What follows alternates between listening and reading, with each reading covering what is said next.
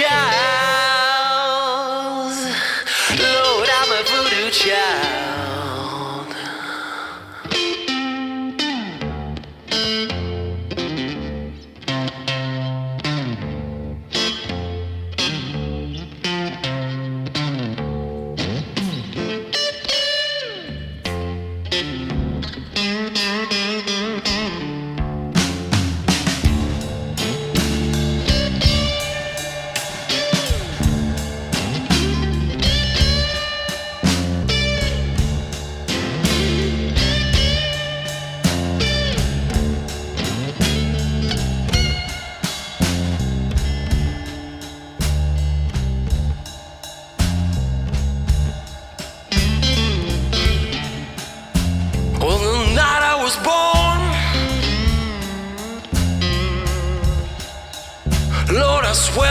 Turn the fire red.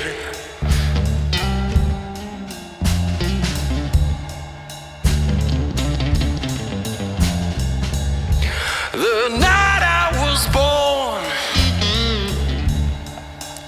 I swear the moon turned to fire red.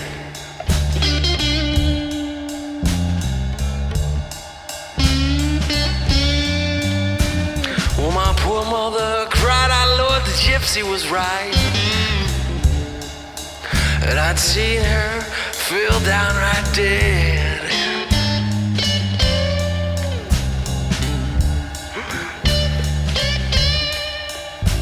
Well, mountain lions found me there waiting to send me on an eagle's back.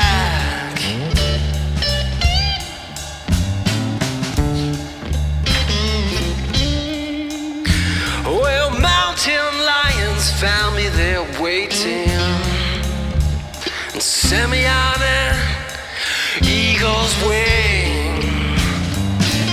It's the eagle's wing, baby. What I say? Well, he took me past the outskirts of infinity, and when he brought me back, gave me Venus' witch's ring.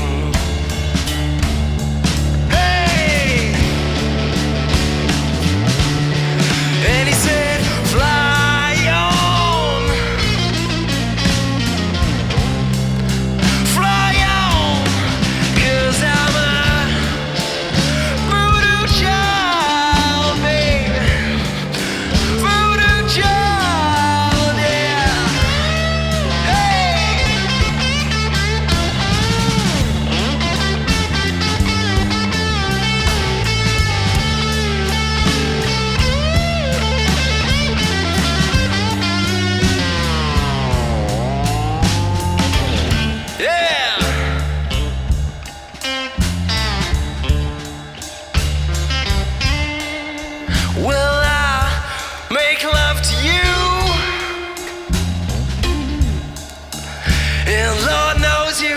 Feel no pain.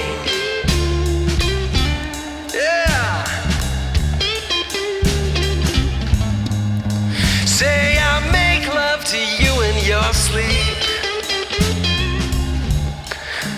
and Lord knows you feel no pain.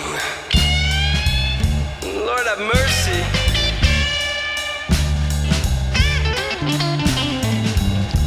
Cause I'm a million miles away, and at the same time I'm right here in your picture frame.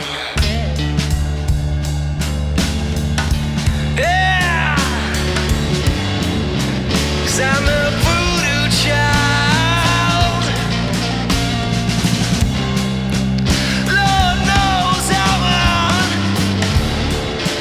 voodoo child, yeah. Voodoo child, yeah.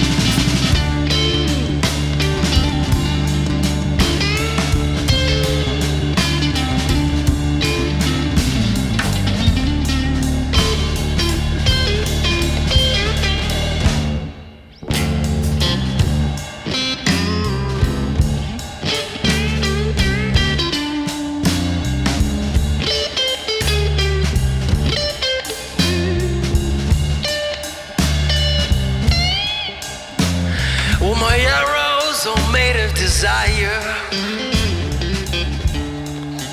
From far away as Jupiter's sulfur mines.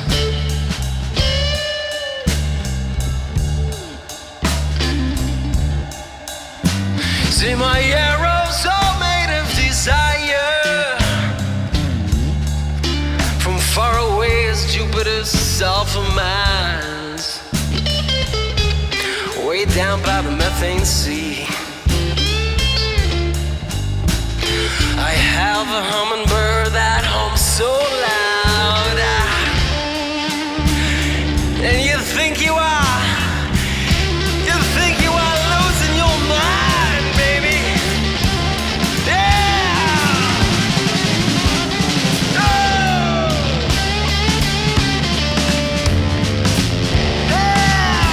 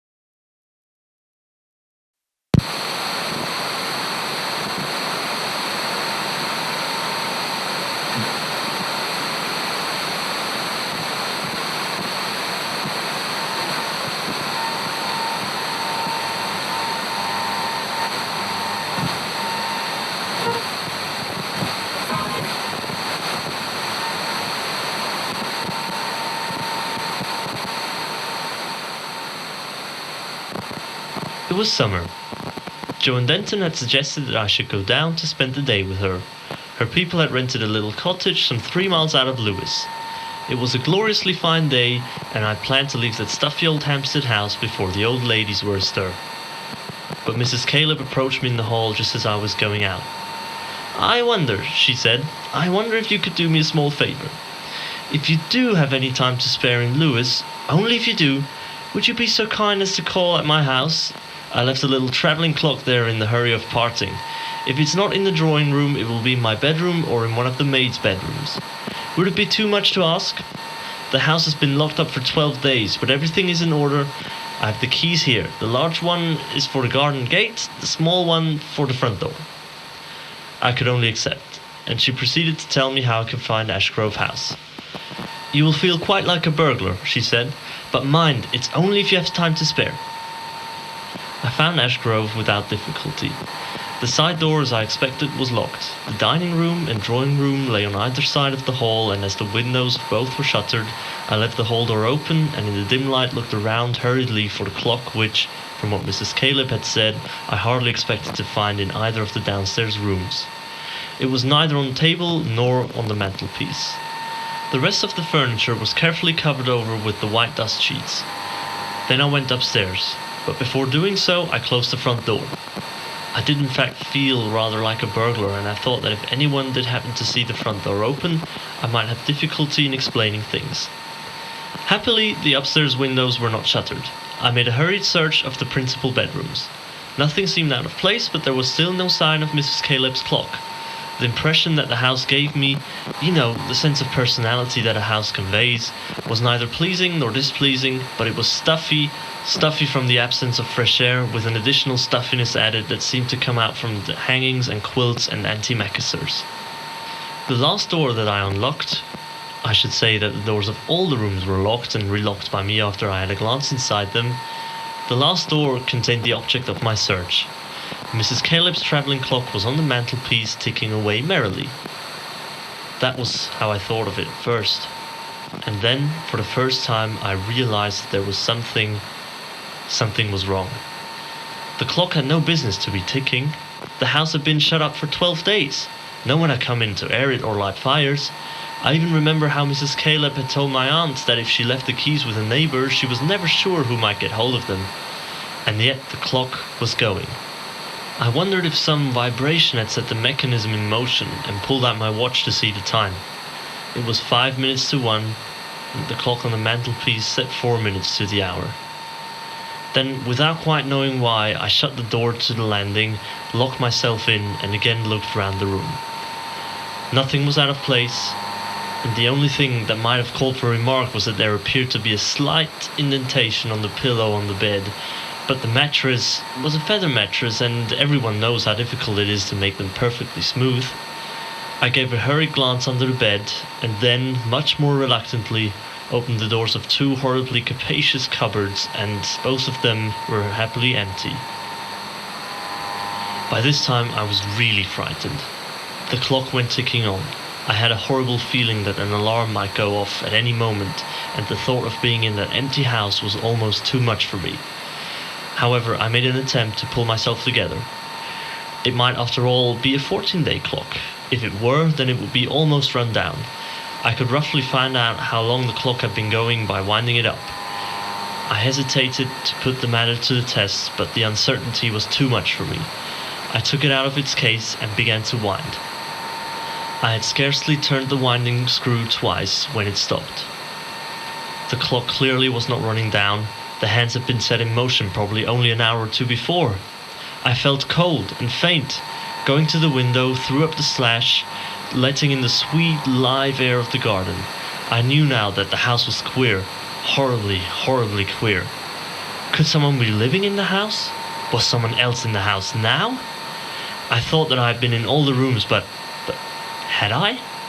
I had only just opened the bathroom door, and I had certainly not opened any cupboards, except those in the room in which I was. Then, as I stood by the open window, wondering what I should do next, and feeling that I just couldn't go down that corridor into the darkened hall to fumble at the latch of the front door with I don't know what behind me, I heard a noise. It was very faint at first, and it seemed to be coming from the stairs. It was a curious noise, not the noise of anyone climbing up the stairs, but, you'll laugh, of something hopping up the stairs like a very, very big bird would hop. I heard it on the landing, and it stopped. Then there was a curious scratching noise against one of the bedroom doors, the sort of noise you can make with the nail of your little finger, scratching polished wood. Whatever it was coming slowly down the corridor, scratching at the doors as it went. Was it coming from me? I could stand it no longer. Nightmare pictures of locked doors opening filled my brain. I took up the clock, wrapped it in my bag, and dropped it out the window onto a flower bed. Then I managed to crawl out of the window and, getting a grip on the sill, successfully negotiated the 12-foot drop. Picking up the bag, I ran out to the front door and locked it. Finally I felt I could breathe, but not until I was on the far side of the gate in the garden wall did I feel safe. Then I remembered that the bedroom window was still open. What was I to do? Wild horses wouldn't have dragged me into the house again unaccompanied. I began to walk down the lane in the direction of the town when I chanced to look back at the house. The window that I had left open was shut.